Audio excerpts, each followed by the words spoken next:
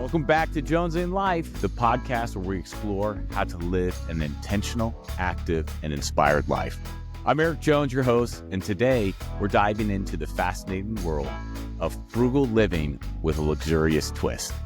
Joining me is Laura Georgieff, the brilliant mind behind Frugal for Luxury, a blog and Instagram account that's all about balancing smart financial decisions with creating memorable, high-quality experiences. Laura's a wife, mother, traveler, and content creator who has mastered the art of living well without breaking the bank. Through her platform, Laura inspires families around the world to prioritize what truly matters while enjoying the finer things in life. Whether it's planning a dream family vacation on a budget or finding joy in everyday moments, Laura has a wealth of insights to share. So grab your favorite cup of coffee or tea, settle in, and get ready for an inspiring conversation packed with practical tips, heartfelt stories, and maybe even a little luxury. Laura, welcome to the show. Thanks for having me, Eric. And where are you currently located right now? Located in Ubud, in Bali, Indonesia. Wow. So that, if I can do my calculation right, or you told me earlier, you were 13 hours ahead of us. Correct. And I generally appreciate you taking the time to speak with me and where you're at. How did you get to living in Bali? Because you and I once worked together in Orlando at Disney, and it wasn't like you were living in Florida. You were originally from France, went to school in Orlando, were a college golfer, and now you're in Bali. Give me a couple steps between here and there. So between here and there is a long story that I'll try to keep short, but you essentially given me my first shot at staying in the U.S., then got married and worked on all the visa stuff that allowed me to be there full-time and long-term. Eventually had kids and decided to move back to Europe to be closer to the great-grandparents at the time. And when you guys moved back, because your husband's German, yes, you're French, did you guys go back to France or Germany at that time? We actually moved to Switzerland. Very, very Swiss of you to be neutral Swiss between all the countries. There you go. I found a common ground there that was not too far from either families. And just a good job opportunity. Had another child born there, moved to Germany, had a third child born in Germany. And after about 3 years in Germany, got too cold, too gray, decided to move back to Florida. Okay. Did a few years there. And you guys, I know that both y'all were working back at Disney, and I think we're back at Disney. And even within that capacity, not only, and you guys had a stint at Cruise Line where you are traveling to a lot of countries, but I just think Disney in general is an international company, even for one that's based in Central Florida. Correct, yes. So did a couple of things, including supporting the international sites, which allowed me to think more internationally and use my knowledge of French and some of the cultures around the world to work within the Disney family of businesses. Great. And that takes us, you have your 3 kids, you're living in Florida, and so I think there's how still many an countries have you elementary visited school. Now? Oh gosh, I should have checked before this. I think we're at 60-something. 67, something like 64. that. Yeah. And those are visited. And I feel like you've also not only visited, like if I look at my Been There app, I've visited a lot of countries, but it might be like, hey, I was in Myanmar for like 2 days or Vietnam for a week, but you've lived in a lot of places. Like you've experienced that culture that's there. Yeah, we've lived in 5 countries at this point. And for us to say that we visited a country, we need to have done some significant travel in it. So those layovers, 2-day layovers that you can get through the airlines don't count. Okay. And so places that you've lived. So after Florida, when did you guys go on you start your adventure? So it was right before COVID, early January 2020. Great the timing. kids, 2019, we were still both employed at Disney full time. I had started the blog and Instagram channel in 2018 to try and help people make space in their budget to live what they thought was luxury for them. So for us, it's traveling. For other people, it could be different things. And we will dive into it because I'm always, you can go to Nobu, right? The sushi restaurant, and you're going to get a great meal. But I also know that I'm going to spend a lot.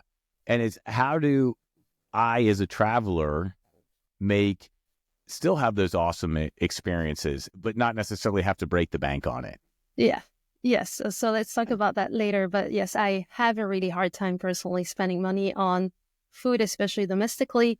And when we travel, grocery stores have actually really good, outside of the country mostly, have really good options for cooked food. So you go and fill out plates and you get to have that local experience, and you don't break the bank. And when you say like cooked food, you're talking like, I know sometimes like, I think in the U.S., Whole Foods, how they have that hot bar, but you're saying most places around the world have that where you can go in and get the nice, authentic food. In the regular non-Whole Foods premium supermarkets, Yes, not spending the whole paycheck. Correct. Eating your food. Okay. So we're right before the pandemic. You guys say we're going to go on this adventure. Is it by air, plane, RV, boat? What was your initial game plan? So we had 3 kids in elementary school at that point, and we had to homeschool kids in order to travel full time, and thought we did not want to homeschool middle schoolers yet. So this was a great time for us to get started. The kids were 3.5 to 6. That is tough. Yeah, thinking back on it, and diapers. Are you still in diapers at that stage? No, they were all done. Everyone was out. They could all swim. You have very mature kids. Yeah. They were all good. So at that point, we had saved enough money to pay cash on the air travel.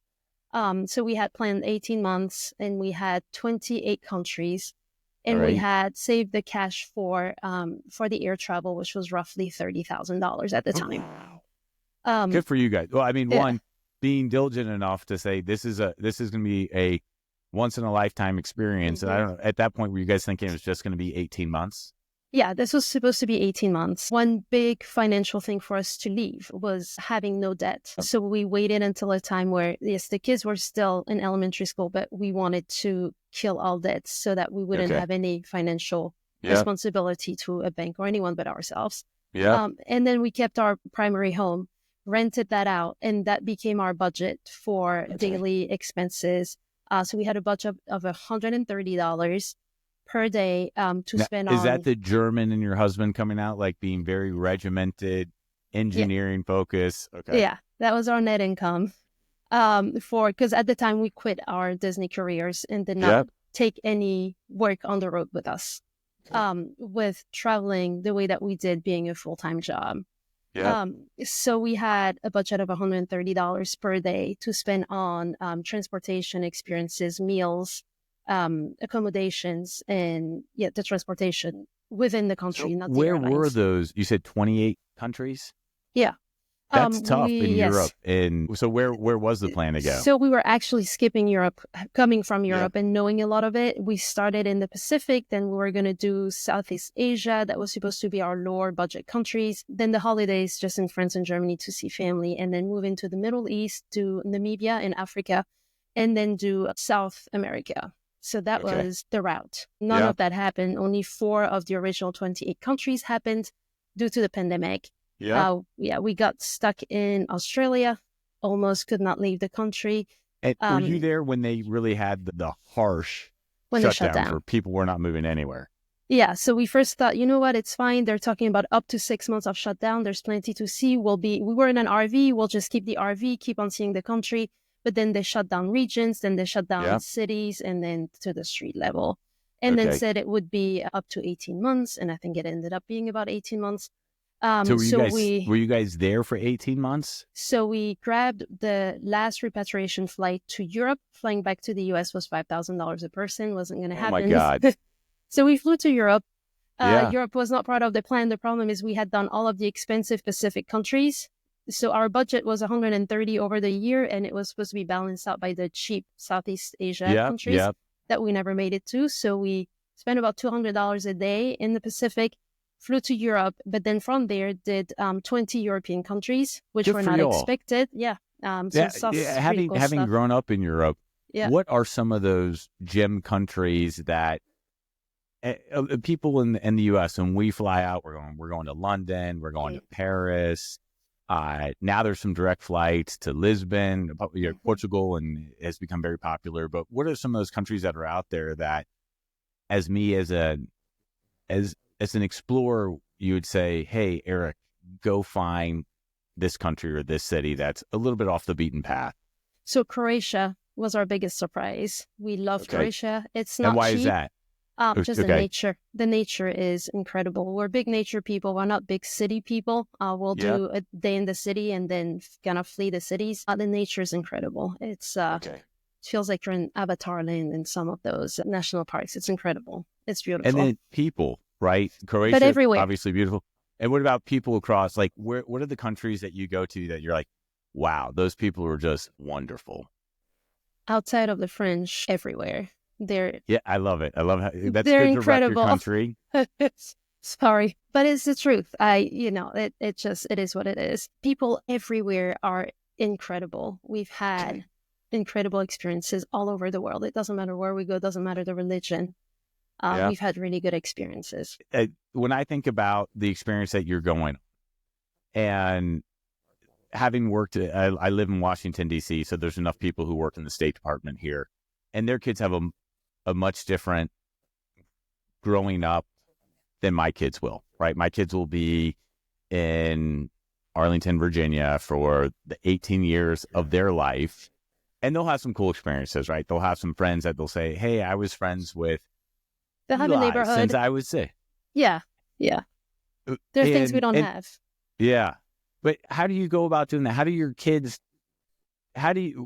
teaching? So I know you said this was a great time to travel because initially they're in elementary school, and I'm sure you can keep up with the elementary school math. How did you guys do that? 3 kids, 3 different levels. Talk to me a little about educating your kids, because I know that that's something that you guys both value. Yeah, that's the thing I was most nervous about. And until I could figure that out, we weren't going to leave the country. So we used a curriculum that we can just open the book and teach. We didn't have to do any sort of planning. It's a Utah-based curriculum, and we wanted to teach on paper. So what we did is only teach math and English or language arts. And we taught 7 days a week, and the kids just didn't know any better because they had barely gone to school. Our oldest was in 2nd grade. Yeah. So 7 days a week, we would wake up and it took about 45 minutes for them to do what they needed to do to learn on those 2 topics. And you're bouncing from kid to kid to kid? So we do all kids. Remember, there are 2 adults and we're not working at that point. Yeah. So we're 2 adults split amongst 3 kids doing math and English at a fairly low level when we started. And in about 45 minutes to an hour, we'd wrap things up and start traveling. And that worked out. Everything else came from the experiences, and so much history, geography, social studies, all the other stuff came from the experiences in the different countries. Okay.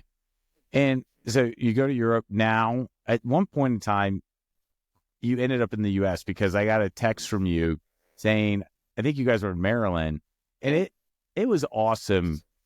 See, you talk about people, and I think a lot about traveling and growing up.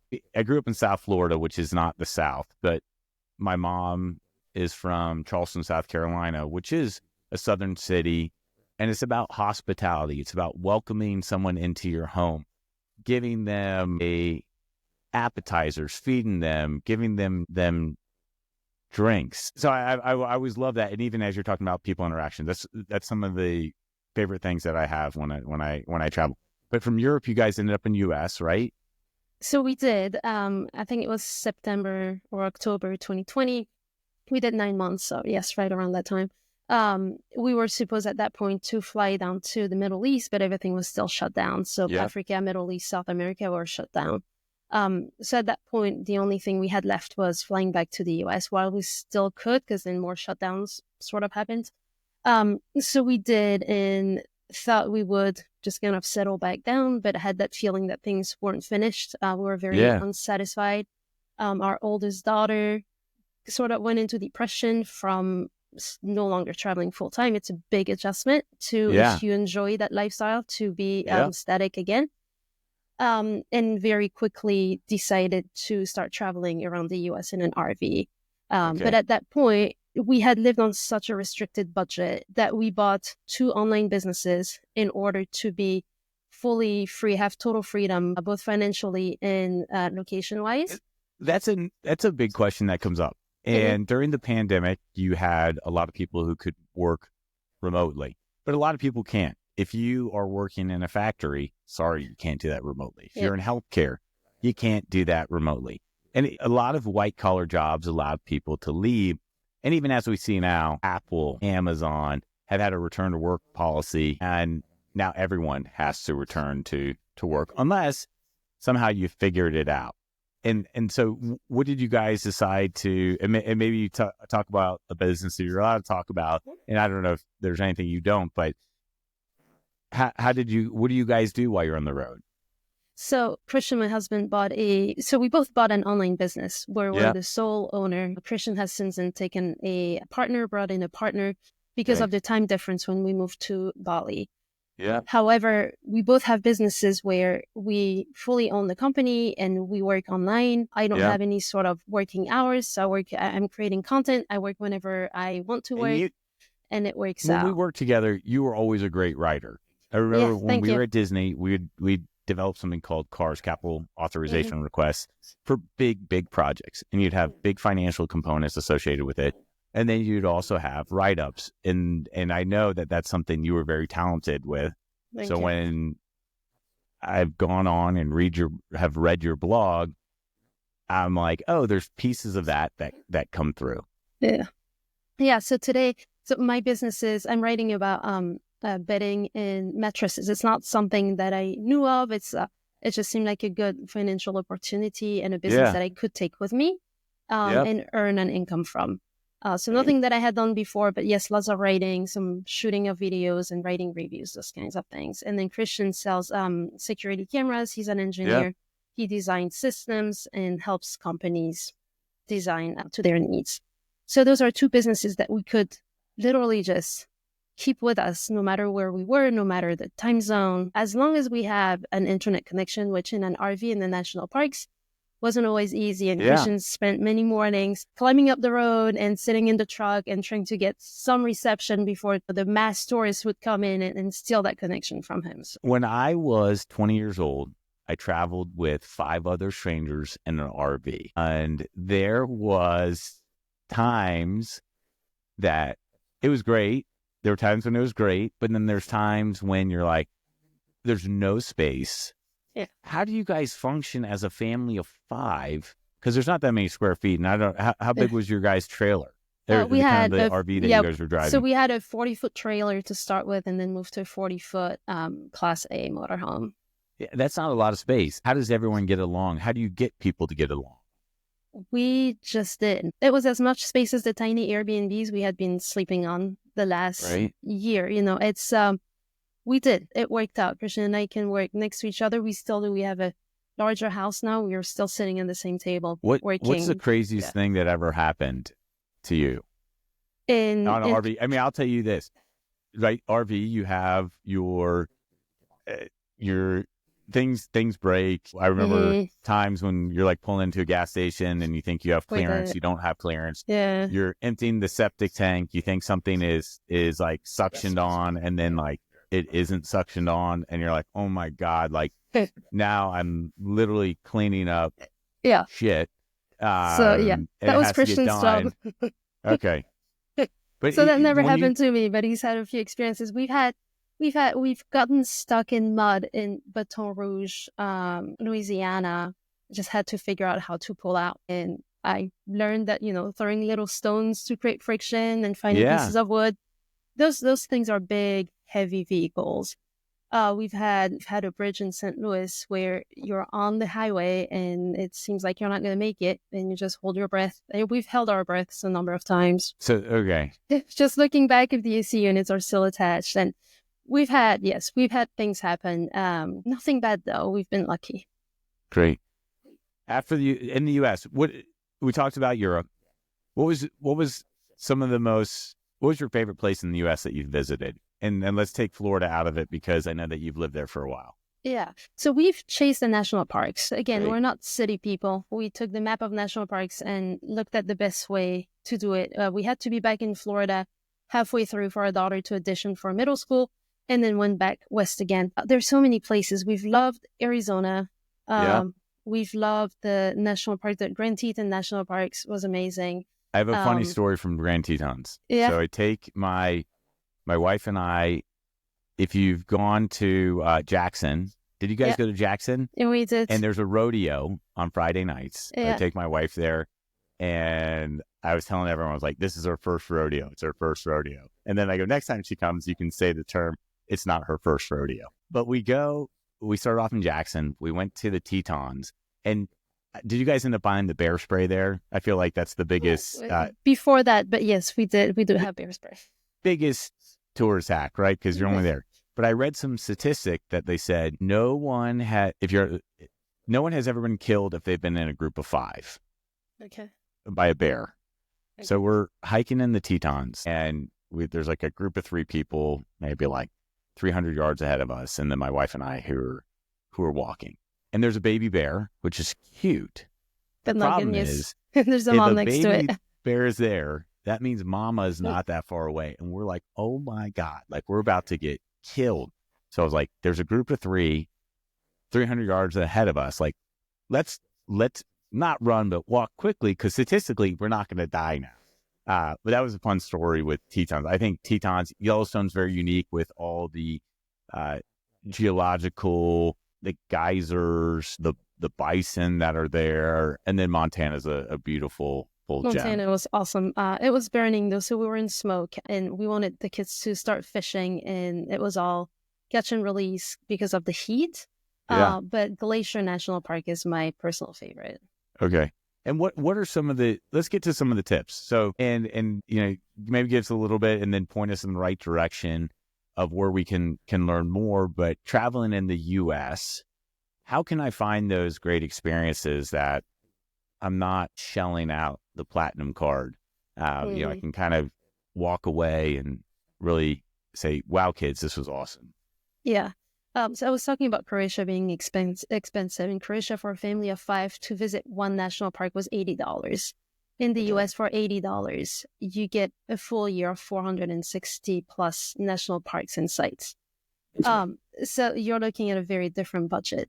If you're the nature kind of person that we are, that's extremely cheap. So I think you have about 64 national parks that are mostly nature related, except for about one that's more of a city thing in Arkansas. But everything else is going to be nature, and you have thousands of treks and trails of all levels. And you have experiences. If you can, I would say my main tip is get a national park pass. If you have a 4th grader, it's free. So take advantage of that, as long as a 4th grader is in the car with you when you enter, so the grandparents can benefit. And then yourself. Food. You talk about food being very expensive. Food is expensive. What are the tricks? And I think even in national parks, is it reasonably priced? It's got to be priced better. I can't tell you. I have, I'm sure, but I've never bought food at theme parks or in national parks. Yeah. Okay. We pack our own food. So we make sandwiches, we pack snacks, pack the water. Yeah. We stay away from expensive sweet drinks. They're not good for you, and they just cost money. So pack your water. There's always water at the national parks too. And just pack your own food, and you'll save hundreds. I mean, I see families save hundreds of dollars a day or spend hundreds of dollars a day when they don't pack their food, which makes me cringe. But if that's something that's important to them and that's how they want to spend their money, that's what I was talking about. You save as much as you can and then spend it on what makes you happy and what you value. Something is, when I go back and some advice that has been given to me is buy your kids experiences, don't buy them things. Yeah. And I look back on some of my favorite vacations with my family, and it was going to Glacier National Park and fly fishing. And I think I caught a fish, and I'm holding up my fingers, that's about 2 inches. And then obviously as a fish, I don't even know how it was like that small, but somehow I caught like a 2-inch fish. As the story goes on, somehow I was able to exaggerate it to maybe like 4 or 6 inches, but still very, very underwhelming. Or the dude ranches that we go with my family, or the skiing. And I don't remember anything that they ever purchased me. I just remember the experiences. And I can only imagine all the experiences that your family is happening. So then after the US, where do you guys go from there? So we went home. We did not want to homeschool middle schoolers. And now we had a daughter starting in the 6th grade. She auditioned into a local school for the arts, got in. So we're back for the August start of school. And that was fairly traumatic. Just want to be on the road. It's not just that. It's what their minds look like coming from 2.5 years of full-time travel, and just how bright and open their minds were. And how good they were at problem solving and all those things. Do you have your kids helping fix everything? Because my theory is the RV stuff breaks. You're traveling; it's a constant puzzle that you got to figure out. Or how active are the three of them? We not very much. So Christian would usually handle that kind of stuff. If we have a kid that's outside who wants to help, they would, but they mostly they needed in campgrounds to be social. And so we'd get somewhere and we would never see them again until nighttime. Like it's dinner time, we bring you in, but they're just playing with kids all night.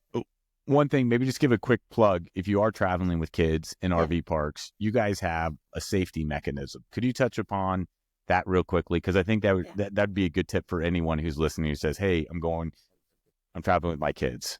It's a big thing for a lot of families. So there's no entering other people's campers unless we've been there, met the parents, and we're okay with it, and we've given them the okay.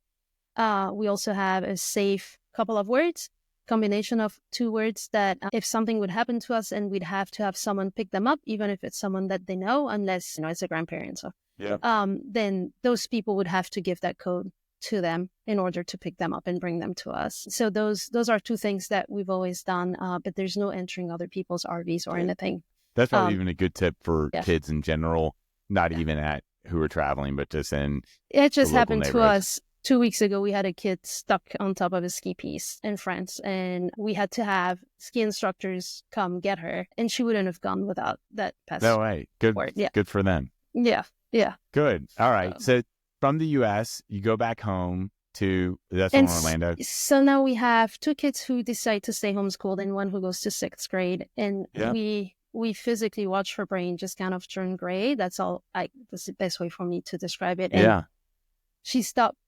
It was like she was getting dumber. She stopped being able to make critical decisions. There was no critical thinking. There was no problem solving. I played football for that. That's what got me dumber. But I'm glad there's other things. There are other things. And unfortunately, this was supposed to be one of the best schools in the state, which I'm sure it is, but it's teaching kids to answer a computer and just not make sense. And we do homework with her, and we're 2 educated people, and we get the answers wrong. And it's 6th grade because we're thinking and instead of just learning to answer the computer. And little by little, they see keywords that lead to answers, and they don't have to think anymore. They know what to click and how to get it right. Even though if you think critically, that's not the right answer. It's crazy looking at schoolwork nowadays because we have the same issue where our kids are learning on iPads, and there's no more sometimes I'm like, wow, they're super advanced, but then sometimes I'm like, are they just learning to the cheat codes? I don't know. We'll find out. We'll need to test them a little bit in the real world, see what happens. It felt like all right, so then robots, but school, you're like, this isn't working out. I had a meltdown, and I was crying every day because I just could not handle what that did to her brain. And after 6 weeks, it was half term, and I told Christian, I'm done. I always have plans B's and C's and things. It's just a thing. And so I told Christian, we need to move to Bali. We need to apply to the green school because that's the only place that I feel like I can be happy with. How did you guys know about the green school in Bali? I don't remember. I get asked that question. Had you guys visited there? No, because we had not been to Bali. Okay. So we had never stepped foot in Asia. Bali's the place to go. I hear great things about it. Just the school. Surfing. Just the school. That's the only thing that I heard good things about. I didn't know much about Bali. It was I heard families loving Bali and others hating Bali. And I don't think you can be in between. It's really extreme.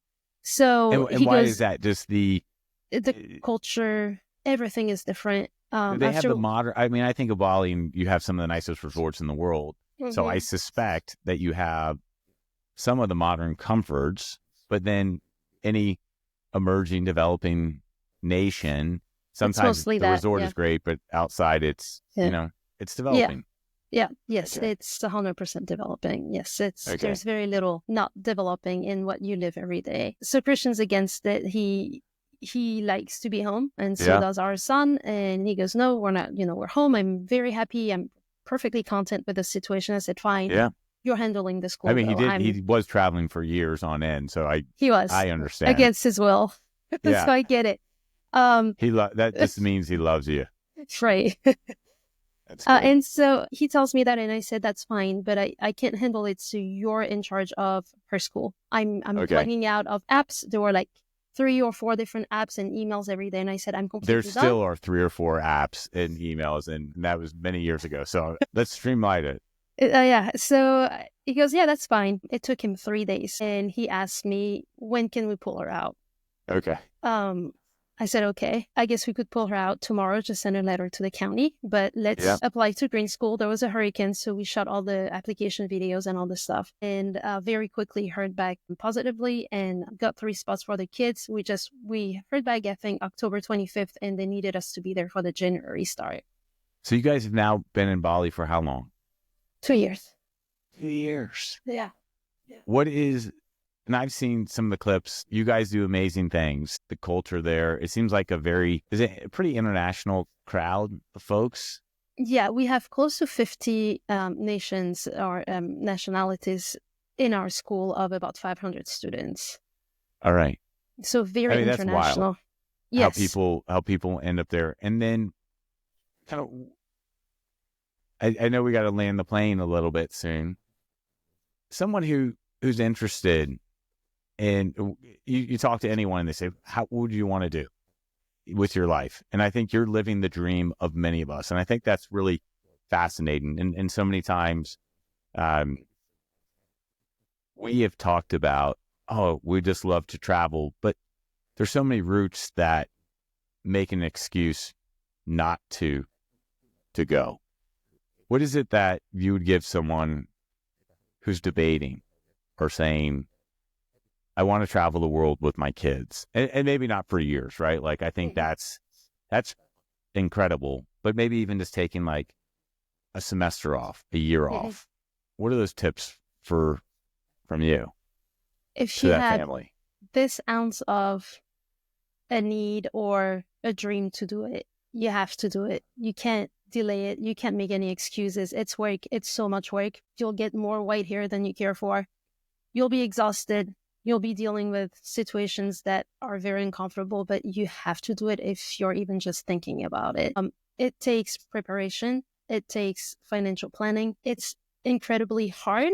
And I think the worst thing that I ever hear, and I hear it over and over again, is, oh, you're so lucky to do this. It is so hard. It is so much work. There's no luck. You probably make it look a lot easier. And I also know that you guys are very hard workers. Yeah. You guys have a great relationship. You support each other. You love your children. And that might make it a little easier. But I can't imagine, just even culturally, languages, dietary. I mean, I think there's been times where I think your kids have eaten something that they weren't supposed to, or you've eaten something, and people end up in hospitals. Yeah, we've had close calls. We've had to go through 2 surgeries in a developing country. Yeah, it's hard. It's hard every day, but it's incredibly rewarding. And what you get out of it is so much more than the hardships. But social media just does a good job at showing the pluses and a very polished life. And I try hard to show the other stuff, but it's hard to snap a picture in those moments and record video. But if you feel like doing it, you have to do it. You'll have regrets. That's the way we live our lives. We just don't want regrets. We just want to make sure we've done everything that we could to make those things work when we felt like doing them. But it is work. And it is really hard, but so worth it. And even time zone, right? Yeah. Your family is, I don't know, how many hours, how many different time zones are they away? 6 or 7, depending on summer, winter. Yeah. And which way you go and exactly. And that. So final question. Where's 2 questions. Where's the next place that you were traveling to? I think China. I've been looking at tickets. We have a week of vacation coming up, and I think I want to do China. I was looking at the Shanghai Disneyland tickets Great. yesterday. You guys are Disney files. You guys like visiting all the parks. It's if we're gonna be there, we'll do it. We did Tokyo, which was amazing. We're not city people, but this one would be a Beijing, Shanghai kind of thing, because I feel like we have to see it. But we're debating because we really want to see the north of China and Mongolia. So we're a lot more attracted to that. But I feel like, And it's interesting with the Disney, because I've read some of your blogs about the Disney cruises, Genie Plus, and all those things. So it will be interesting to see if you end up having a take on Shanghai Disney. Going to China next, where is your guys' next dream trip to where? Or is that how about this? Places less traveled, off the beaten path. Where's that next trip to? So Bhutan, India, and the rest of China are probably the highest on our list. We fell in love with Japan last summer and spent 5 weeks on the main island, and we'd like to go back up to the northern island and see that. There are just so many places. Japan, that's one of the most expensive places in the world. Where do I find, where can I find Frugal cheap. for luxury there? I think we've had sushi every single day we were there, and it's hard to eat sushi since, but we got sushi from the grocery store, and it's like $1.50 for a roll. It makes eating sushi anywhere else really difficult, though. And that's the problem with traveling. It makes a lot of things really difficult. I'm sure you just get because it's not food. Yeah. And, in DC, I go out for Indian food. I go out for Vietnamese food, Chinese food, Italian. But when you're in those countries, you're like, hey, we're just going to a restaurant. Yeah. But so Japan, we rented an RV. The RV rental wasn't super cheap. It wasn't overly expensive either. Yeah. And then just because we're so frugal, we only slept on parking lots. So you have maps of thousands of places you can sleep for free, but you don't have plugins. So we did it in the summer, and it reached. Otherwise, it'd be cold. Yeah. No. Yes, it would. But the summer was so hot; it was about 36 degrees, which is, I don't know, warm. When she says 36 degrees Celsius. Yeah, I was gonna say that's Celsius, whereas Fahrenheit. And much so we had. We'll call it 100. There you go. And we had really hot nights, very uncomfortable evenings, and even driving because the kids did not have AC in the back. But that allowed us, it's uncomfortable, but it allowed us to see all of Japan in a way that was affordable, that we could afford it. But yes, we could have spent twice as much on hookups and having AC and everything. And that's just not the way we travel because we're very frugal. And then we didn't eat out, even though it's not that expensive, but we were very happy with what we found in grocery stores and other things. Well, good.